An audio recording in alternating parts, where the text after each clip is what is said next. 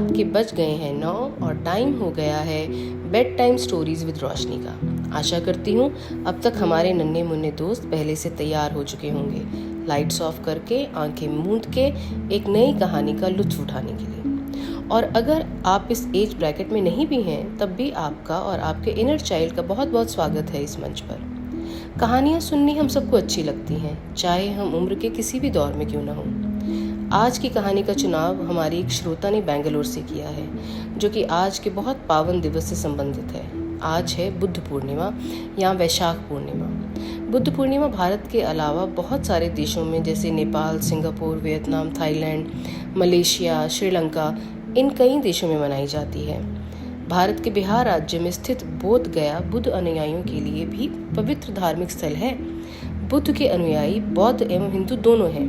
यहाँ भगवान बुद्ध से जुड़ा यह त्योहार धूमधाम से मनाया जाता है। तो आज की कहानी है भगवान बुद्ध के बारे में, हमारी एक विशेष श्रोता की मांग पर। अब हो रही है कहानी शुरू, तो बस कान शब्दों पर, आंखें बंद और कल्पना शुरू।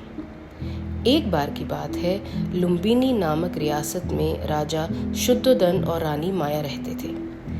उनके महल में हमेशा खुशियां और उत्सव का माहौल रहता था, हर तरफ खुशियां ही खुशियां। एक रात रानी माया ने एक अजीब सपना देखा। सपने में उन्होंने देखा कि एक श्वेत हाथी कमल का फूल पकड़कर उनके पेट में प्रवेश कर गया। वो हड़बड़ाकर उठ बैठी और उनका मन बेचैन हो गया कि ये कैसा सपना था। कौतूहलतावश उनसे रहा नहीं गया और प्रातःकाल होते ही उन्होंने राजपुरोहित को बुलाया और अपने सपने का अर्थ पूछा। तो पुरोहित जी ने कहा कि ये सपना तो एक अत्यधिक शुभ संकेत है और एक महान व्यक्ति के जन्म की भविष्यवाणी करता है। ये सुनकर राजा और रानी दोनों ही बहुत प्रसन्न हो गए और उत्सुकता से इस जन्म का इंतजार करने लगे। कुछ समय बाद रानी माया ने एक सुंदर और स्वस्थ पुत्र को जन्म दिया। उस लड़के का नाम सिद्धार्थ रखा गया। राजमहल में सबकी खुशी से राजकुमार सिद्धार्थ के लिए विशेष उत्सव का आयोजन किया गया। सिद्धार्थ बचपन से ही बहुत संवेदनशील और बुद्धिमान थे। उन्होंने हमेशा दूसरों की मदद की और दया का पाठ पढ़ा। उनकी इस दया भावना को देखकर सभी उनको बहुत प्यार करते थे और उनकी बहुत तारीफ भी करते थे। राजा ने सिद्धार्थ को हर तरह की सुख समृद्धि दी ताकि वो हमेशा खुश रहें और किसी भी दुख को दूर रहें। यहाँ तक कि सिद्धार्थ को घर से, महल से बाहर जाने की इजाजत भी नहीं थी। आप सोच सकते हैं बच्चों कि आप घर से बाहर ना निकलें और दोस्तों से ना खेलें, लेकिन सिद्धार्थ को तो ये करना अलाउड ही नहीं था। अब जब सिद्धार्थ बड़े हो गए तब भी वो बाहर नहीं गए। फिर उनकी शादी हो गई यशोधरा से और उन्हें एक पुत्र भी प्राप्त हुआ जिसका नाम उन्होंने राहुल रखा। राजा के बार बार कोशिश करने पर भी सिद्धार्थ एक दिन घर से यानी कि महल से बाहर चले गए और वहां जाकर जो उन्होंने देखा उससे उनकी जिंदगी का नजरिया ही बदल गया। उन्होंने 3 ऐसी चीजें देखी जिससे उनके मन में गहरा दुख पहुंचा। पहला, उन्होंने देखा एक वृद्ध व्यक्ति को जो अपने बुढ़ापे के कारण बहुत ही कमजोर और दुखी था और बड़ा ही गरीबी का जीवन जी रहा था। दूसरी चीज जो उन्होंने देखी वो थी एक बीमार आदमी को, एक रोगी को जो भयंकर रूप से अस्वस्थ था और कोई भी उसका ध्यान रखने वाला नहीं था। तीसरी, जो सबसे दुखी करने वाली घटना उन्होंने देखी वो थी किसी की मृत्यु। और वहाँ पर उन्होंने देखा कि मृत्यु होने पर कैसे आपके जो नज़दीक के लोग होते हैं, आपके रिश्तेदार, वो कैसे दुख से पीड़ित हो जाते हैं। ये सब देखकर सिद्धार्थ का मन बहुत दुखी हो गया और पीड़ा से भर गया। जीवन की इन सब सच्चाइयों से वो अनजान थे। उन्हें इनके बारे में कुछ भी पता नहीं था।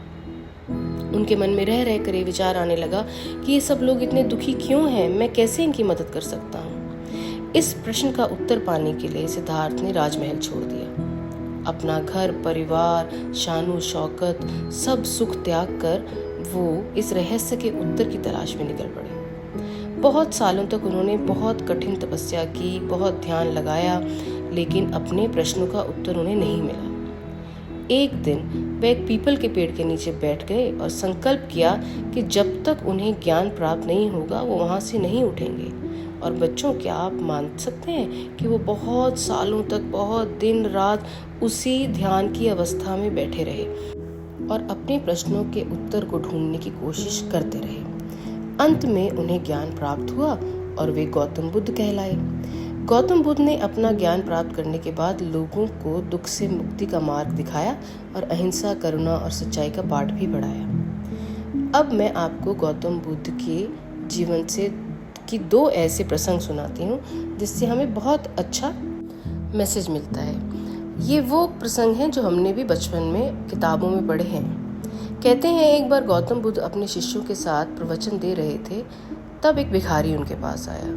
भिखारी बहुत दुखी था और आके बुद्ध के सामने रोने लग पड़ा। कहने लगा, मेरी मदद कीजिए, मैं बहुत गरीब हूँ, मेरे पास कुछ भी नहीं है। बुद्ध ने भिखारी को बहुत ध्यान से देखा और कहा, तुम्हारे पास कुछ ना कुछ तो ज़रूर होगा, देखो और सोचो।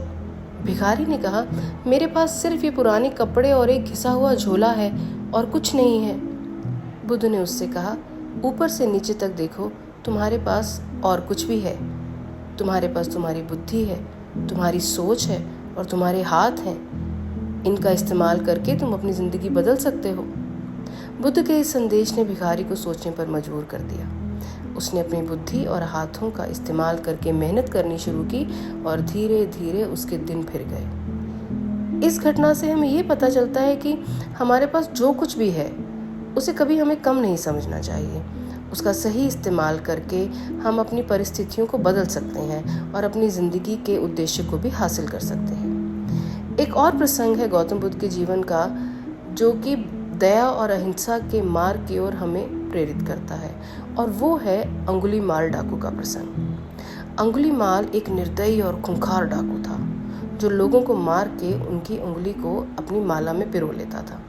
उसकी इतनी दहशत थी कि जंगल के जिस हिस्से में वो रहता था वहाँ से कोई नहीं गुजरता था, इसीलिए इसका नाम अंगुलीमाल पड़ा था। अब बुद्ध भगवान अपने शिष्यों के साथ एक जगह से दूसरी जगह जाके प्रवचन करते थे। एक दिन वो उसी जंगल से गुजरने वाले थे तो उनको लोगों ने कहा कि प्रभु, आप इस रास्ते से मत जाइए, यहाँ अंगुलीमाल डाकू रहता है, वो आपको भी नहीं छोड़ेगा, आपको भी मारकर आपकी अंगुली अपने गले में लटका लेगा। लेकिन बुद्ध भगवान तो उसका कल्याण करना चाहते थे। उन्होंने कहा, कोई बात नहीं, मैं इस रास्ते से जाऊंगा, अंगुलीमाल आएगा तो देखा जाएगा। अब अंगुलीमाल ने प्रतिज्ञा करी थी कि जब तक उसकी माला में 1000 उंगलियां नहीं हो जाएंगी वो लोगों को मारता रहेगा। और जैसे ही उसने सुना कि गौतम बुद्ध उसके गांव के पास जो जंगल जहां वो रहता है वहां से गुजरेंगे, उसका मन तो बहुत खुश हो गया। उसने सोचा कि चलो ये तो अच्छा मौका है अपनी प्रतिज्ञा पूरी करने का, और बुद्ध को मार दूंगा तो लोग और मेरे नाम से डरेंगे। जब बुद्ध उसके सामने आए तो अंगुलीमाल ने उन्हें रोककर कहा, मैं तुम्हें मार के अपनी माला के लिए एक और अंगुली लूंगा। बुद्ध ने शांत स्वर में कहा, पहले मुझे एक बात समझा दो, क्या मारना और परेशान करना सही है? अंगुलीमाल ने कहा, मुझे नहीं पता, मैं तो सिर्फ अपनी प्रतिज्ञा निभा रहा हूँ। बुद्ध ने कहा, क्या तुम्हें लगता है कि ये प्रतिज्ञा सही है? तुमने कितना दुख और दर्द फैलाया है, क्या तुम्हें अपने कर्मों के फल से डर नहीं लगता? क्या तुम्हें लगता है तुम्हें उनको भुगतना नहीं पड़ेगा? ये जो आतंक, भय और पीड़ा तुम लोगों को दे रहे हो, क्या ये सब लौटकर तुम्हारे पास नहीं आएगी? अंगुलीमाल ने पहली बार अपने कर्मों पर सोचा और बुद्ध के शांत स्वर और दया भावना से प्रभावित हो गया। उसे अपने कर्मों पर बहुत शर्मिंदगी हुई। उसने अपनी तलवार गिरा दी और बुद्ध के चरणों में गिरकर क्षमा मांगी। बुद्ध ने उसे दया और शांति का मार्ग दिखाया और उसे अपने शिष्यों में शामिल कर लिया। अंगुलीमाल ने अपना पुराना जीवन त्याग दिया और एक साधु बन गया जो लोगों की सेवा और उनकी मदद करता था। इस वृत्तांत से ये बात तो एक बार फिर से स्पष्ट हो गई कि दया और अहिंसा से हम दुनिया को एक बेहतर जगह बना सकते हैं। सभी जीव जंतुओं के प्रति हमें दया का भाव रखना चाहिए और किसी को भी दुख नहीं देना चाहिए। भगवान बुद्ध ने मध्यम मार्ग या मध्यम पंथ का संदेश हमें दिया, जो सुख और दुख के मध्य का रास्ता है, और इससे जीवन में संतुलन बनाए रखा जा सकता है। बुद्ध पूर्णिमा का दिन वही दिन माना जाता है जब गौतम बुद्ध ने ज्ञान प्राप्त किया और दुनिया को अपने ज्ञान का मार्ग दिखाया। इस दिन हम उनकी शिक्षा को याद करते हैं और उनके जीवन से प्रेरणा लेते हैं कि कैसे हम अपनी ज़िंदगी में भी दया, शांति और समझदारी को अपना सकते हैं। इस प्रकार बुद्ध पूर्णिमा का त्यौहार हमारे जीवन में शांति और प्रेरणा का ही संदेश लाता है। अब श्रोताओं, ये कहानी तो यहाँ खत्म होती है। अगर आपको ये पसंद आई तो इस चैनल को सब्सक्राइब करना बिल्कुल मत भूलिएगा, जो कि है बातचीत विद रोशनी। आप सबसे अब मैं लेती हूँ विदा। शब्बा खैर, शुभ रात्रि और गुड नाइट। जल्दी ही मिलूंगी आप सबसे एक नई कहानी के साथ।